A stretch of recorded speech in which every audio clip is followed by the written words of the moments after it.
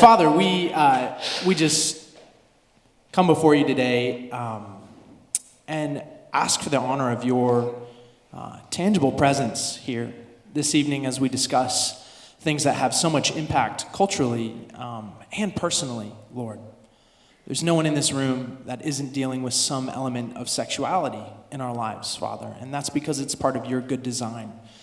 But we're wrestling with it, Father, and I thank you for a chance to bring those issues before you. And I lift up Sam, my brother, and I pray that you would be with him in his words, guide our conversation, and may you bring us something of your gospel truth tonight. In your name, amen. Amen. Thank you, Casey. Thank you for having me. I'm grateful for this time with you. Thank you for loving my friend Hannah and for tolerating Casey. It's a joy to be with you. Casey mentioned we were colleagues together. The ministry we were working for was based in Atlanta, so I would often be driving down from Nashville to Atlanta, and many times I would, sweep my way through Chattanooga and think, that looks like an interesting place. And this is the first time I've actually been to Chattanooga, so I'm glad to finally have the opportunity to pause here for a few days and to be with you. So thank you for your invitation. And what we're thinking about tonight, as Casey has mentioned, and we will all doubtless be aware, is a topic that is going to be tender for all of us. As we think about issues of gender, sexuality, as we think about all of that from the vantage point of being followers of Jesus, for none of us is this simply an academic or abstract issue. I mean, we're interested in it because there's lots of things going on in our culture, and we want to sort of understand some of what is going on. But for most of us, that's not the primary reason we want to engage with this issue. As we think about these kinds of topics, for many of us, we're thinking of people who are very dear to us, for whom these matters are intensely personal. We're thinking of faces of people that we love. Maybe we've got family members or friends or colleagues who identify as LGBT plus or whatever it might be. And so we're coming to these conversations thinking of them, thinking of people who are very dear to us. And of course, for a number of us in this room, I'm sure as well, it's even closer to home than that. It's not just that there are people in our close orbit for whom these are very personal things, but for some of us, this is part of our own story as well. Maybe these are issues we've had to wrestle with in our own life. And that's certainly been the case for me. And so what I want to do in this session now is to share a little bit of my story and the things I hope I've learned from Scripture along the way, and I hope that will set us up for the Q&A after the break. But I began to realize as a teenager that my attractions were towards men and not towards women. It took me a long time to figure that out. I'm pretty slow at the best of times. I was also wrestling with this. I was a teenager in the early 90s. And so culture was in a very different place, and these things weren't really talked about. There weren't the sort of categories and conversations that we, I guess, take for granted today and are so familiar with. So I was trying to process this really just in my own head, which is never a great starting point for me anyway.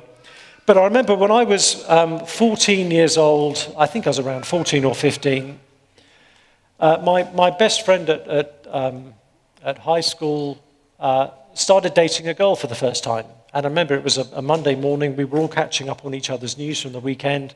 And he announced to us all, he said, I've just got together with this girl, but we're now going out, we're now dating.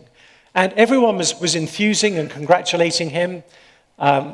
We're English, so we did that in a very understated, non-expressive way, as you would imagine. Just sort of, well done. Good show, good chap, well done. And everyone was very excited for him, and I didn't understand why, but I felt very crushed inside. I hadn't consciously thought of my friend in any kind of romantic way, but for some reason that the thought of him being intimate with somebody left me feeling very distressed, very sad. And as the next couple of years went on, I just began to notice I wasn't experiencing the same feelings towards girls that my friends were. I was at an all-boys high school, and That meant there were only two things we ever talked about. One was sport and one was girls. I'm not very good at talking about sport because I'm not very good at doing sport. If you pay me money to throw a ball, I would struggle to. And I discovered that I wasn't very good at talking about girls either. The conversation would often come around the friendship circle of, who do you like? Who are you pursuing? And everyone would have an answer. Some people had more than one answer to that question. And I would struggle. I would try to change the subject. Did you see Star Trek last night? Wasn't that great? But it was a hard topic to avoid. And occasionally, if I really got stuck, I would just make up someone. If someone say, who do you like, Sam? Is there someone that you're pursuing? And I'd think, quick, think of a girl's name, any girl's name, think of a girl's name. Denise. Yes, Denise. Yeah, I like a girl called Denise. Sorry, this thing is falling off my ear. And that wouldn't always let me off the hook because the next question would be, do we know her? And I'd have to say, I'm not sure you do. She's not from round here. She's from Norway, so no, you won't know her or even know that she exists. Life's funny, isn't it? It never occurred to anyone that Denise is not necessarily a traditional Scandinavian girl's name, but they moved there with her dad's work, so I had a backstory lined up just in case that all came up. But it was a tragi-comic period of my life. It was painful. I was a self-conscious teenager. I just wanted to be like my friends. And in what seemed to be a very defining aspect of teenage boyhood, I was different. And it was painful. And being that the 90s, it was not something where there was any cultural cachet to saying, well, I'm not sure I'm attracted to women. And I think one of the key moments for me was, as I was 17 years old, I was traveling home from high school one day, and I was waiting for the bus. It was raining, I seem to recall. That doesn't narrow it down terribly in England. But I remember standing there in the rain, waiting for a bus, and I remember thinking to myself, I think I'm gay. And those words had never entered my head before in that order. But as soon as they did, I thought, well, yeah, that's clearly what's going on here. I'm not attracted to women, and I do seem to have romantic feelings for one or two of my male friends. And as I stood there, I remember thinking, okay, well, maybe when I go to university, this can be something I explore. I was beginning to apply for university. It was in my final year at high school. All the universities I was looking at were some distance away from home. And I remember thinking, well, maybe I can lead a double life. Maybe I can explore these feelings when I go to university, and then no one at home would need to know.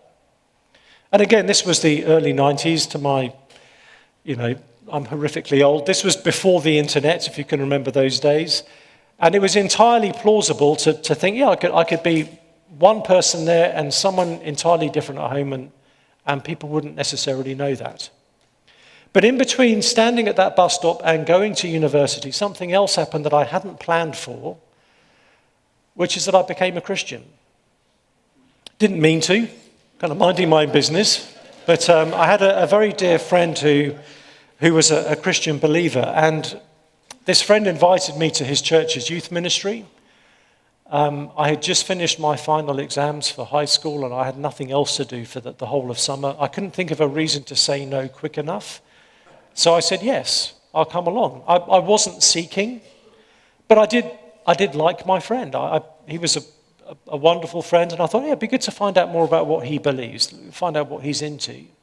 So I had a bit of curiosity just from an arm's length, see what he's about kind of way. But as I arrived at this church's youth ministry, I heard the gospel for the first time. Even though I'd grown up in England and we'd had bits of religion sort of thrust upon us at various stages of our schooling, I'd never actually heard the message of Jesus Christ before. And I began to realize as soon as this presentation was being given to me that Christianity wasn't about God congratulating good people. That's what I'd imagined growing up. It was about God coming to find lost people. And something in my own heart recognized myself in the category of being lost. Because it suddenly dawned on me in that youth group meeting, it suddenly dawned on me that if there was really a God out there who had created me, I didn't know him. And I figured I was probably supposed to. And moreover, I figured that's probably on me rather than being on him. And therefore, by definition, I'm lost. I don't know my own creator. And began to hear more about the death of Jesus and what that meant, that he came to seek and save the lost. And I'm so thankful for that youth ministry. I walked into that youth ministry at age 17. I didn't need entertaining. I didn't particularly need more friends. I did need saving. And they were kind enough to share the message of Jesus with me. And so I think more than a few weeks later, I gave my life to Christ. I remember one summer's afternoon, that was summer 1993, and I think that year summer was on a Tuesday. That's how it works for us in England. But I remember sitting there in the sunshine one afternoon, and I remember thinking, if Jesus really died for me and rose again, I can trust him. In fact, I can trust him with my whole life. I have no idea what following him will look like or what he will want from me, but I just knew that it would be okay because it's Jesus. And so as I began my new life as a Christian disciple, given what I had just been kind of coming to terms with my own sexuality, one of the big questions for me right out of the gate was, well, what does Jesus think about this? And I had no idea. I didn't even know if Jesus had opinions about sexuality. But I knew I wanted to follow him, and I knew the feelings I was having for other men. So I thought, well,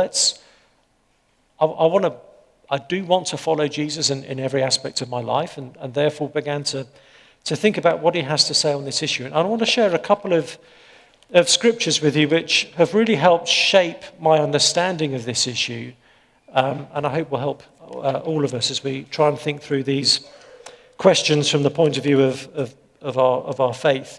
So I want to share a couple of verses from Matthew's Gospel. If you've got a Bible to hand or on a device, I think there may be some lying around in the pews as well.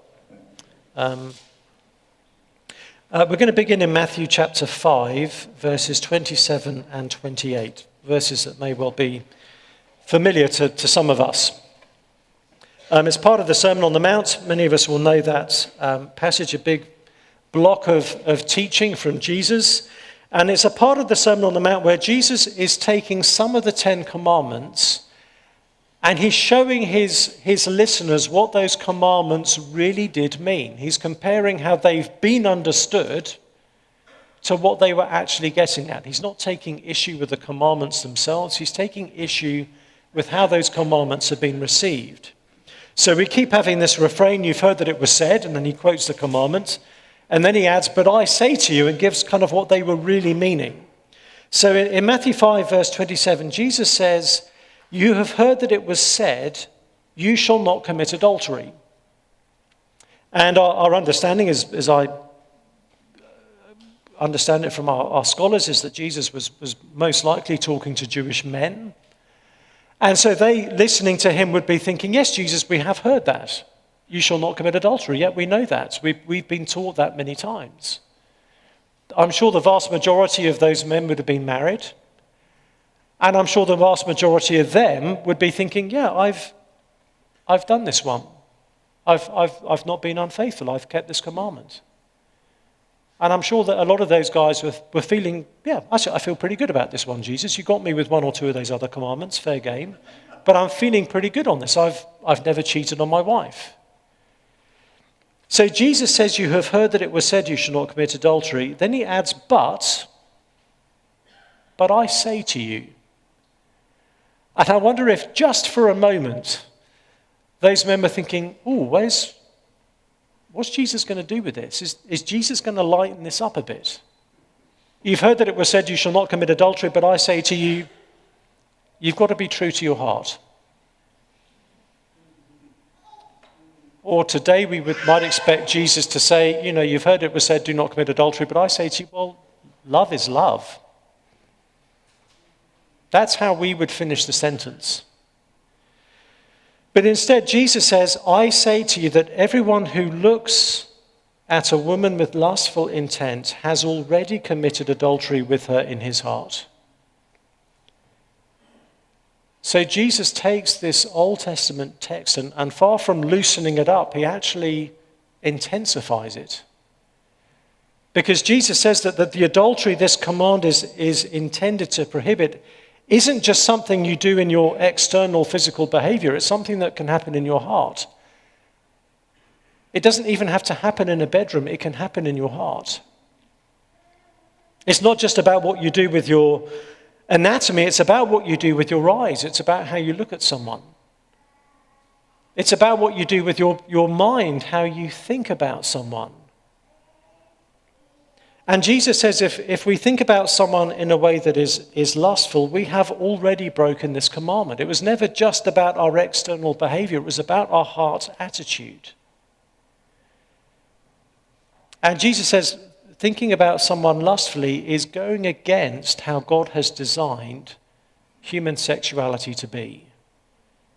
One of the things we see as we kind of look at the wider biblical understanding of sexuality is that it's designed within the covenant of marriage to be a form of self-giving. And lust contradicts that because it's actually a way of taking someone else's sexuality and making it a commodity. Making it something that exists for me to consume, to fulfill my own lusts and my own appetites. The pastor Tim Keller once talked about how in the Bible sex within marriage is meant to be a way of saying to someone, I'm giving myself to you fully, exclusively, and permanently. It's about self-donation. We tend to think in our culture today that it's about self-expression and self-fulfillment. But in the Bible, it's about self-giving. And therefore, lustful thoughts actually contradict why God has made us sexual in the first place. And so therefore, Jesus, and this is the case with all the commandments that Jesus is highlighting, that the point of those commandments was never to show us how obedient we were. No, the point of the Ten Commandments is actually to confront us with what our hearts are like. And Jesus is saying the purpose of this commandment isn't to make us think, yes, I've been a very good husband. The purpose of this commandment is to show us, actually, I have adultery in my heart. Now, I'm English, and therefore it's risky for me to talk to Americans about dentistry. But when I have my annual checkup with my dentist back in England, we do have dentists in England, by the way, just in case you were wondering. There are at least 4 that I know of. But when I've got my annual checkup, that morning I'll be thinking, I've got the dentist today. I'm going to really, really brush my teeth. And I just go to town on it. If I'm not bleeding from every part of my gums, I've not done my job properly. And so when I'm going to the dentist, I'm thinking, I'm going to ace it. I mean, they're going to be. I don't know if they give Oscars for well-brushed teeth, but if they do, I'm feeling confident. And the dentist will do what they always do, and my understanding is they take a paper clip, unravel it, and then poke your gums with it. So if you want to be a dentist, that's what you do. And then at some point, he gives me this cup of sort of coloured liquid and says, just take a sip of that, swill it around your mouth, spit it out, and that will show up the dirt on your teeth. And I'm thinking, not these teeth. But I'll go along, and you take the sip and swill it around and spit it out. He says, okay, look in that mirror and look at your teeth in that mirror, and they will be covered with that colour, with that dye. And the dentist always says the same thing. He says, there is always far more dirt on your teeth than you think there is. And that is what these commandments are meant to do as well. They're showing us there is always far more dirt in our hearts than we think there is. So Jesus' message to us isn't, hey, you guys are naturally pure, so try to keep it that way. No, Jesus' message is you have adulterous hearts. And these commandments bring that out. And therefore, we need a Savior who can help us even in this one area of life. All of us are broken in this part of life. All of us are fallen in this part of life. All of us misuse our sex drive. All of us misuse other people's sexuality. And so Jesus has come obviously not just to show us that, but Jesus has come to be the one who can forgive us for those things. Now, interestingly, Jesus is talking about the person who's doing the looking, but notice what Jesus is implying about the person being looked at. And this is one of the reasons I find Jesus so compelling. Because if Jesus is trying to humble and convict the person who's doing the looking, he's actually implying about the person being looked at that they have a sexual dignity that matters so much to Jesus that it mustn't be violated even in the privacy of someone else's mind. And so if on the one hand Jesus is challenging us about how we look and think about other people, he's also dignifying us by saying he cares about how other people look at us. And if someone else is looking at us in that kind of way, even if we don't know about it, Jesus does, and it bothers him. So one of the first things I began to realize as I was exploring this as a new disciple is that actually Jesus does put all of us in the same boat.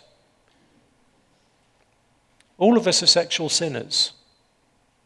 For all of us, following Jesus is going to involve repentance in this part of our lives. All of us need Jesus to be good news for sexual sinners. And if there's any kind of sexual sinner for whom Jesus isn't good news, we're all worried. Well, the next passage I want us to think about is in Matthew 19, verses 3 to 6, if you can find your way there. Some very significant, not comfortable, if I'm honest, things that Jesus has to say here about marriage. Would you mind if I took my jacket off? I think it will help me not. I'm tugging on my microphone wire and it will hopefully stay put if I take this off.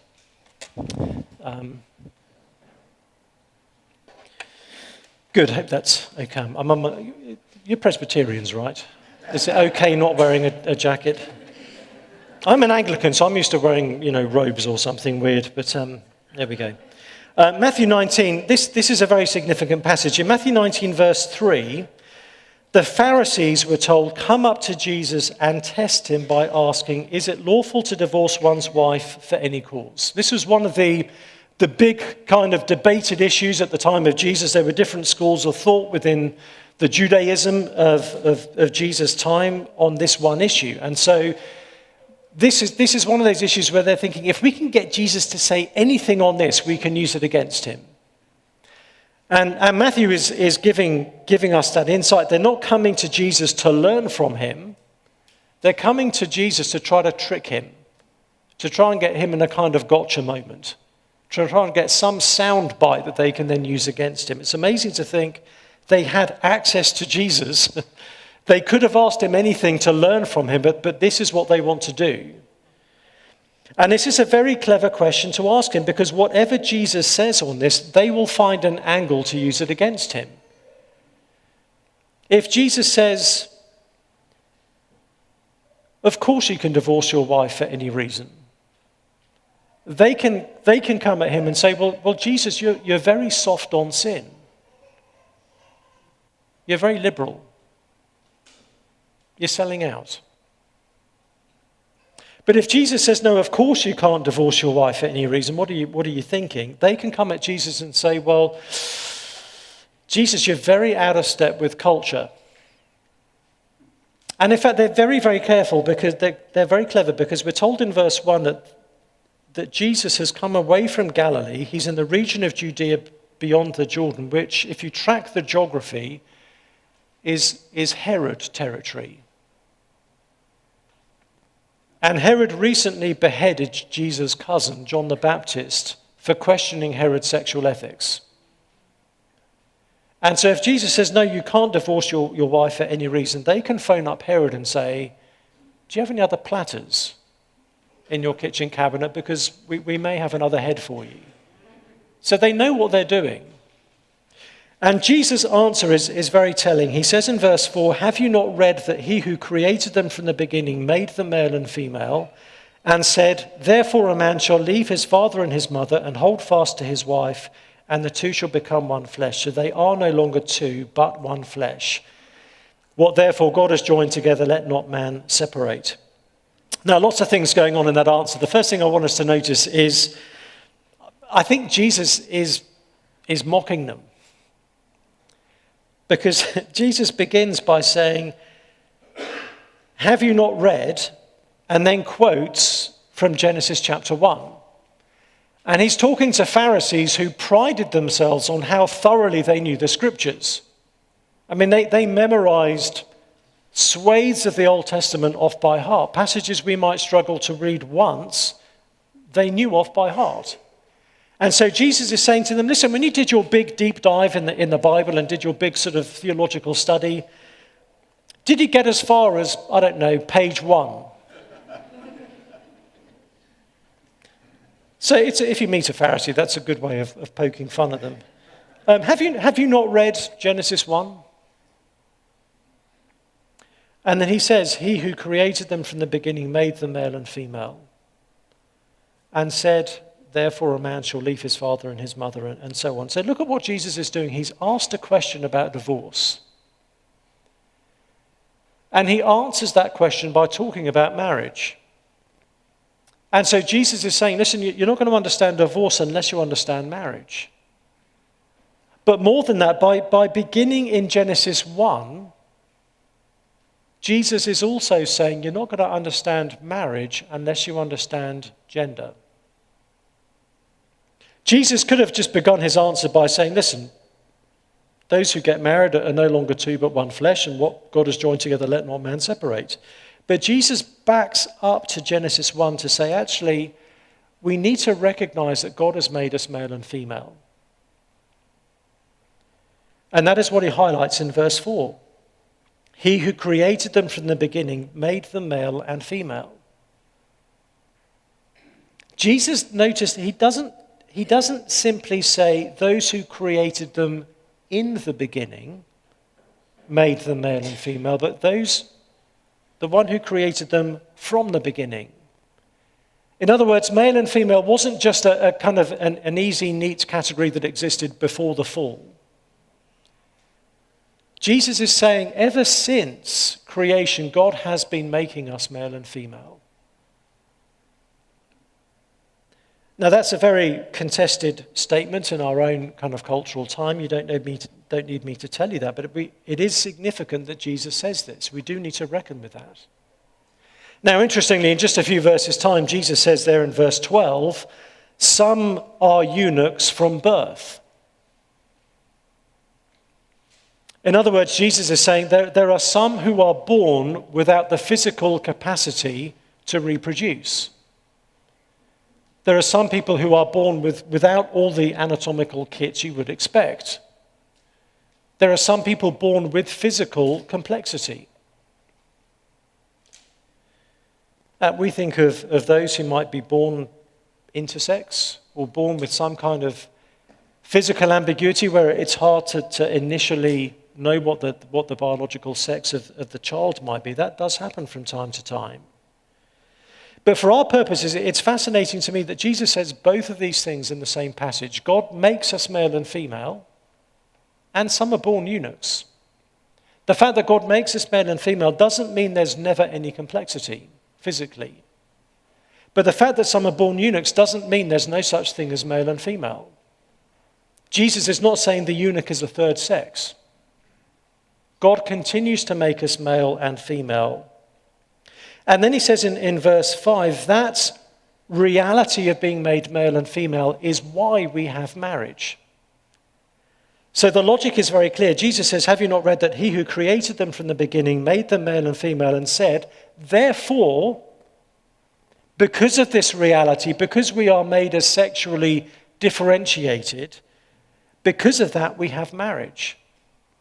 Because we are male and female, therefore, marriage exists. Now, he's not saying because God has made us male and female, we must all be married. Jesus himself wasn't. But he is saying that we can only have marriage because God has made us as male and female. In other words, Jesus is predicating marriage on the fact that we are male-female. He is defining marriage as being, by definition, between one man and one woman. And were it not for that sexual differentiation, we wouldn't be able to have marriage. Now, again, that is also a very, very contested thing to say in today's world. So let me just say a couple of things about this saying of Jesus. The first thing to say is one of the reasons Jesus' definition of marriage is so countercultural for us today is that it has been countercultural in every single culture, in one way or another.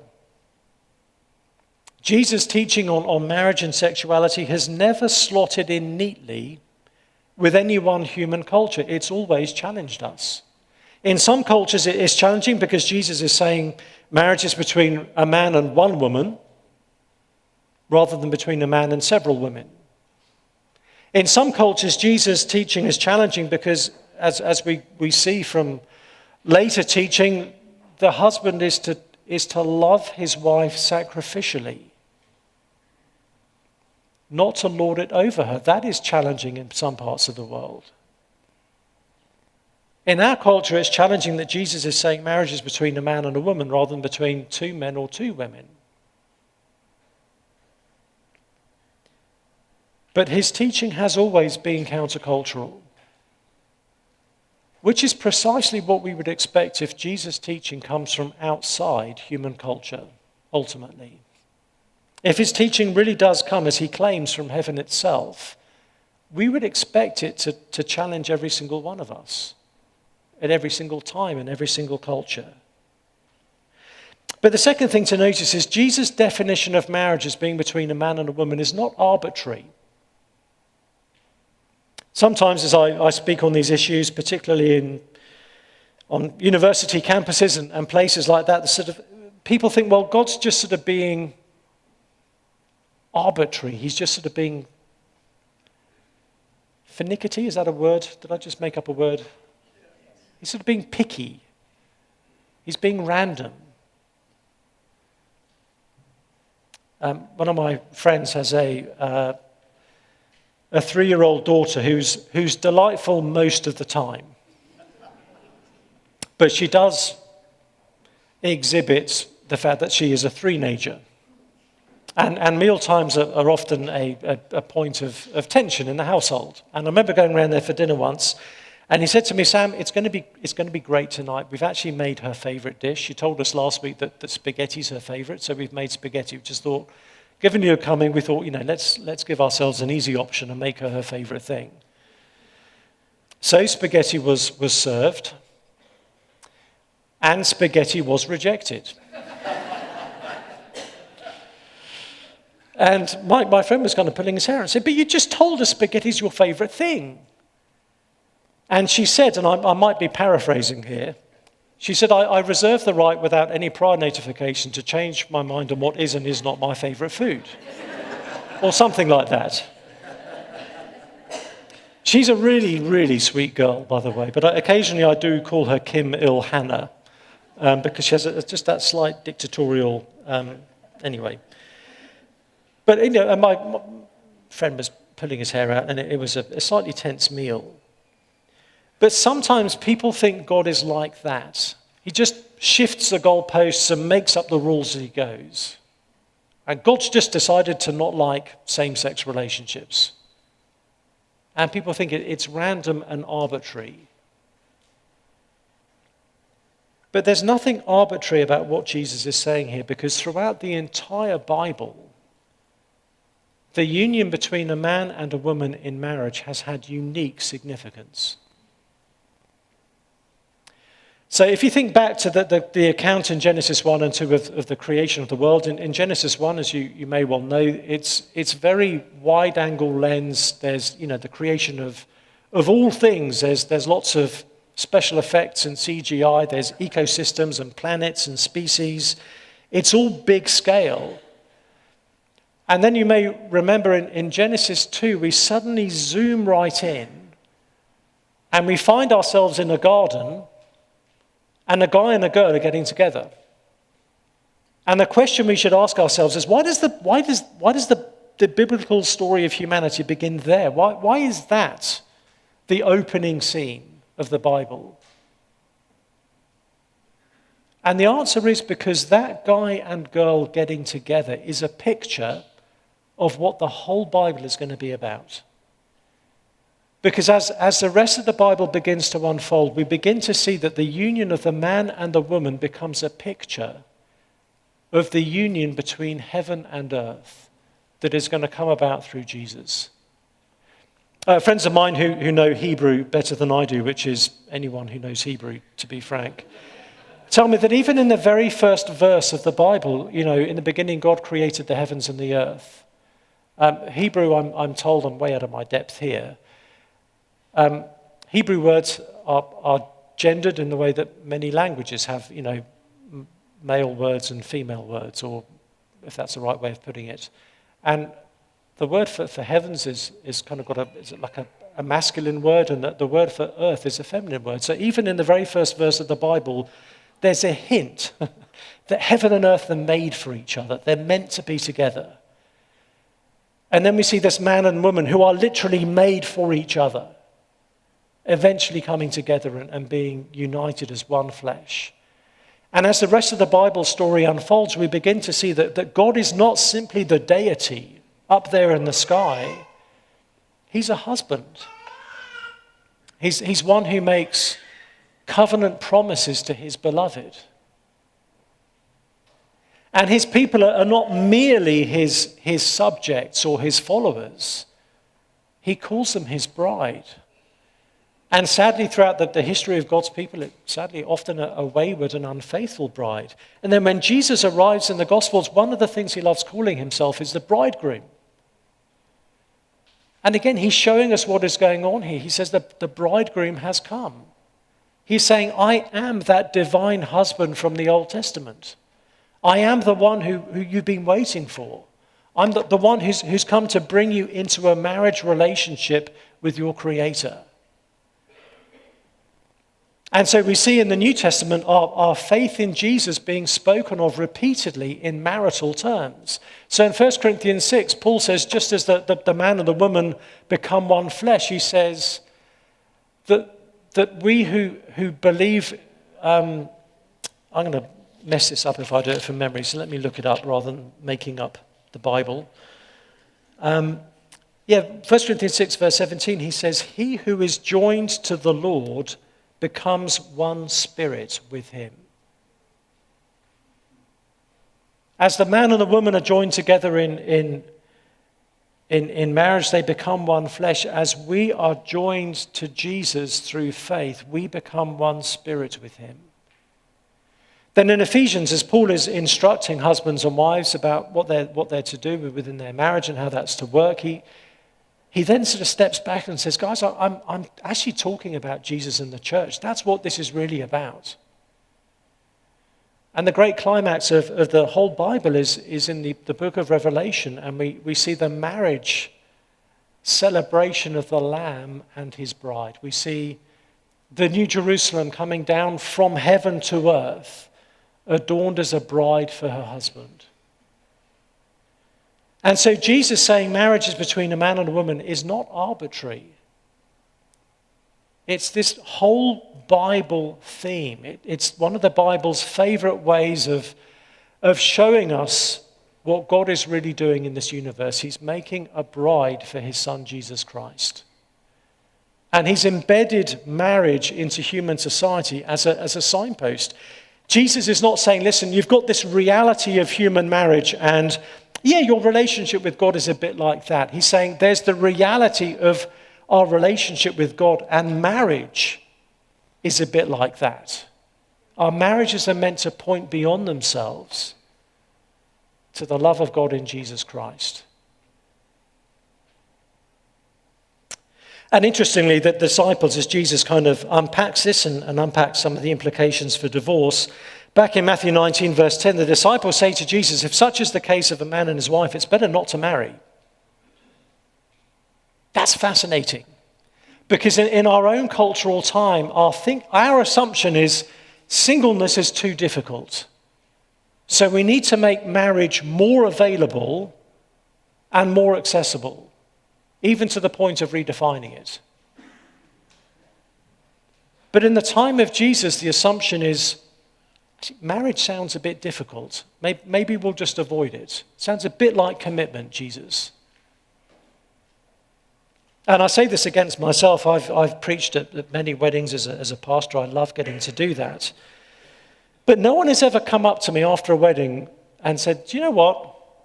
If that's the case of a man and his wife, it's better not to marry. And so the uncomfortable question I ask myself is, am I preaching marriage in the way that Jesus does? Because when Jesus preaches on marriage, people say, maybe I'll give that. And it's interesting, the disciples say, if that's the case of a man and his wife, it's better not to marry. Jesus doesn't then say to them, yeah, maybe, live together first. No, the moment they question getting married, Jesus starts talking about eunuchs. In other words, Jesus says, yeah, if you want to avoid marriage, being celibate, being single, is an honorable thing. But as far as Jesus is concerned, that is the only godly alternative to marriage between a man and a woman. So as I began to sort of figure these things out as a newish Christian, things became clear. Jesus teaches, the whole Bible teaches that sex outside of marriage is sinful. Jesus says that all of us are sexual sinners, whether in thought or in deed. And he says marriage is between a man and a woman, and the only godly alternative is to be single and sexually inactive. And so as I began to kind of come to terms with it, I realized I had a choice.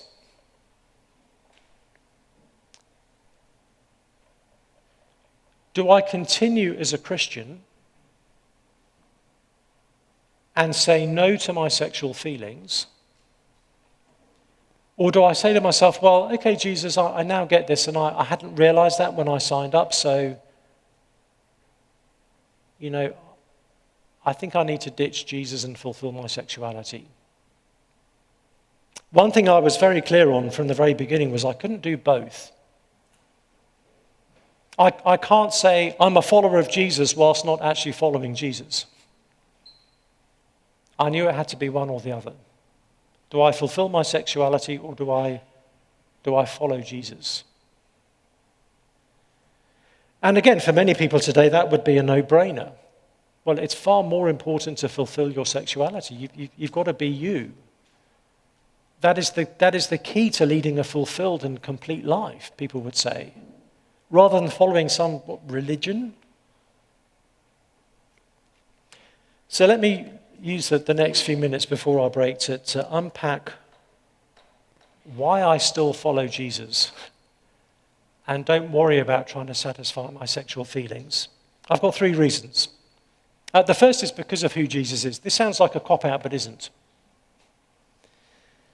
But if the choice is presented in terms of fulfilling your sexuality and kind of completing who you are versus following some religious book and some old religious leader, that is not actually representing the reality.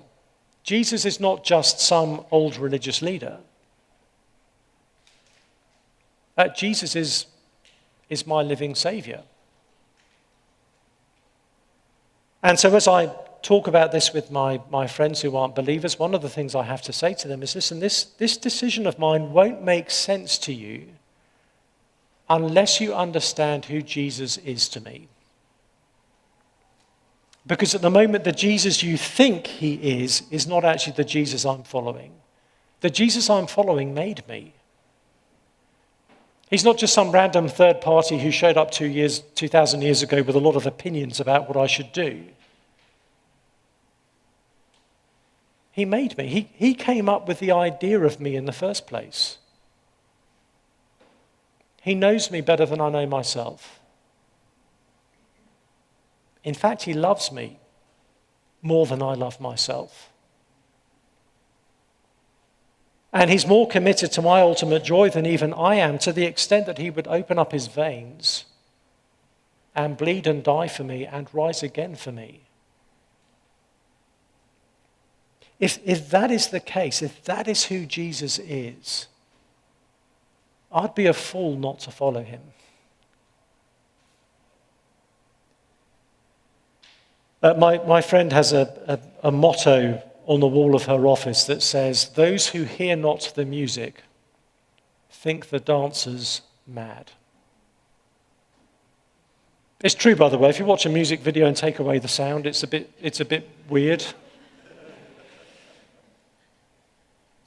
And if you watch a Christian believer trying to live the Christian life and you don't get who Jesus is, it won't make sense. That's the case for all of us who are Christians. Our life choices will not fully make sense to our friends unless they understand who Jesus is to us.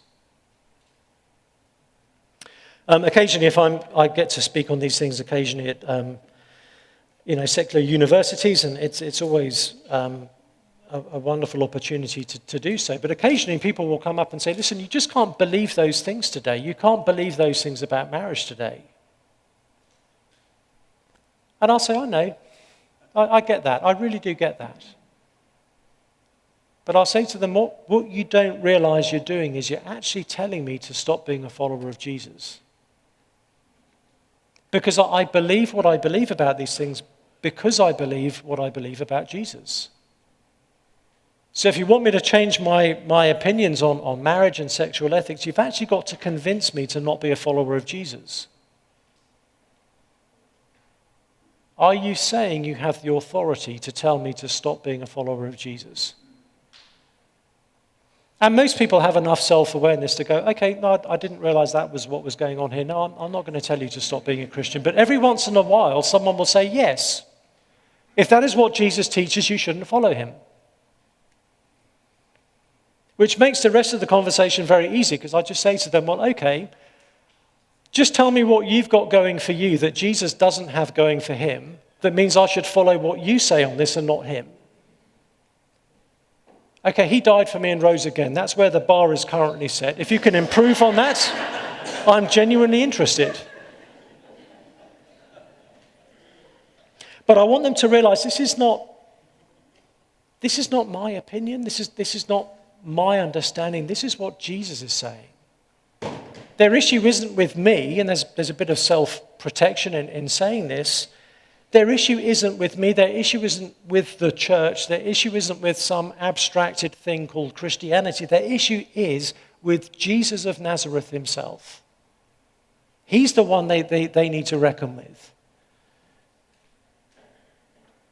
And so I love speaking on this issue with non-Christians because it's a great way to bother people with Jesus. So that's the first reason. It's because of who Jesus is. The second reason I follow Jesus in this context is because of how he calls all of us.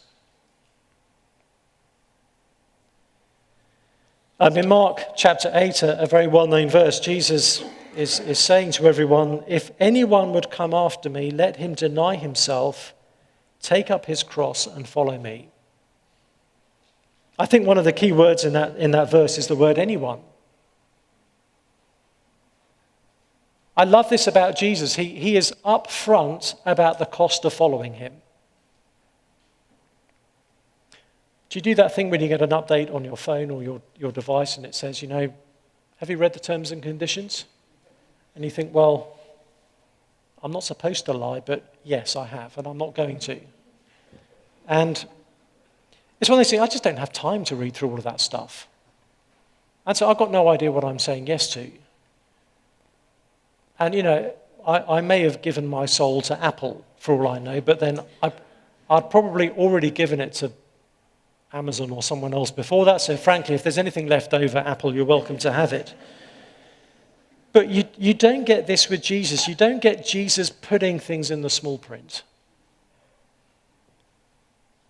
He doesn't say, come and follow me, come and follow me, come and follow me. Yep, okay, now that you're in, this is what it's going to cost you. No, Jesus shows us that it is not going to be easy to follow him. And his point is it's not going to be easy for any of us to follow him. When Jesus says deny himself, he's saying you need to say a profound no to some of the deepest longings and yearnings and intuitions and ambitions and dreams in your life.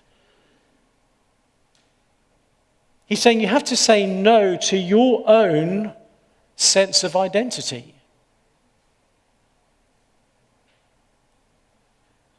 When he says take up your cross, he's not saying put up with some trifling inconvenience. He's saying you are forfeiting your life to me. He goes on to say, whoever would save his life will lose it, but whoever loses his life for my sake and the gospel's will save it. In other words, this is what Jesus is like. He's saying there are going to be times when following Jesus feels like it's killing you.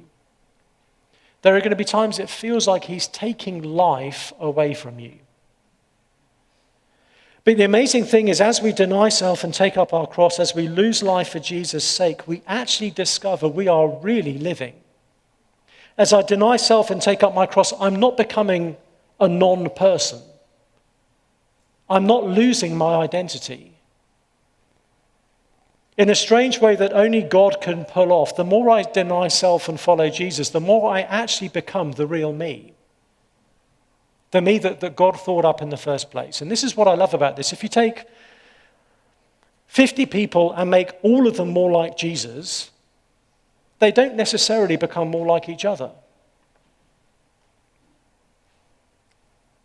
We can't become the people God always intended and created us to be. But there is a cost in following Jesus. As we look back on that cost, we realize it's really no cost at all. But in the moment, it can feel like Jesus is taking the most precious things in my life away from me. And that is the cost of discipleship for all of us. And my suspicion is, as the wider Christian church, I think we've so downplayed the cost of discipleship that when we suddenly see it, perhaps in relation to our LGBT friends, it suddenly feels cruel and unusual. So occasionally someone will come up to me and say, yeah, but the gospel's harder for you, isn't it? And I'll wonder whether they've actually received the gospel of this Jesus, because this Jesus demands everything from all of us. So if we're tempted to think the cost of discipleship is too high for our LGBTQI friends, we think it's too high for anyone. Someone came up to me once and said, are you telling me Jesus wants my sexuality? I said, no. It's much worse than that. Jesus has the audacity to say he wants your whole life. He believes he's worthy of it. And get this, he has the audacity to say that there's no part of your life where you don't need his help. There's no part of your life that will be improved if you keep it back from him. That is what Jesus is like. And so we give him our whole lives. And therefore, for any of us to follow Jesus, even in the one area of sexuality, it's going to involve cost. Whatever our sexuality might look like, following Jesus means we will have to say no to certain sexual desires.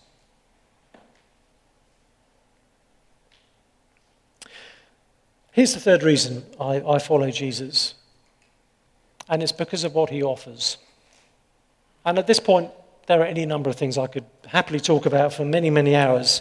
But I just want to flag up one particular thing that Jesus says in this regard. In John chapter 6, Jesus says, I am the bread of life. Whoever comes to me shall not hunger. Whoever believes in me shall never thirst. Now, when I became a Christian, if I'm honest, because I knew I needed forgiveness and I knew Jesus offered it. I was convicted of my need for it, and I thought, oh, he's providing that. Great, I'm in. I need that. But if I came for the forgiveness, I've stayed for the forgiver. Because what I began to realize after a while is, okay, forgiveness wasn't really the prize. The prize is Jesus himself. And Jesus says he's the bread of life. And as we come to him, it's the end of hunger. It's the end of thirst when we come to him. We made short work of those sandwiches when we came in the building this evening. We were hungry. And Jesus is saying there's another kind of hunger. It's not the hunger of your stomach, it's the hunger of your soul. And it's a hunger we try to satisfy with all kinds of things in the world around us. And we think, well, if I get that, if I have that, if I become that, then I will finally feel like I'm enough. And it never works. For many of us, it feels like the bread of life is romantic fulfillment. That's one of the basic cultural narratives that we're inhaling every time we go anywhere near media.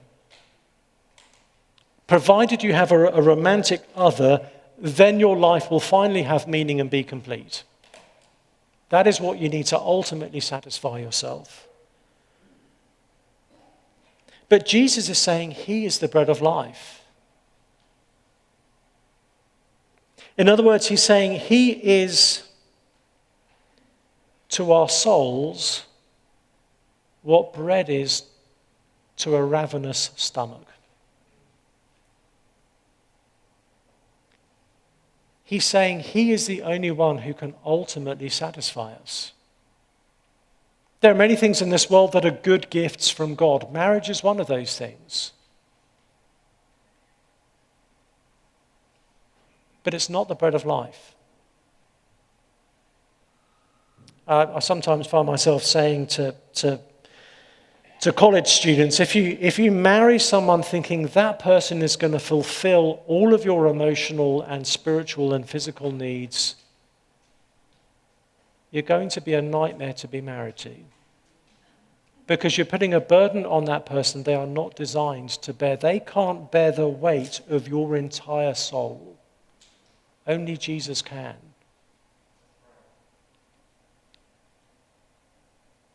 Whoever comes to me shall not hunger. Whoever believes in me shall never thirst. So there are certain things I have to say no to if I'm following Jesus.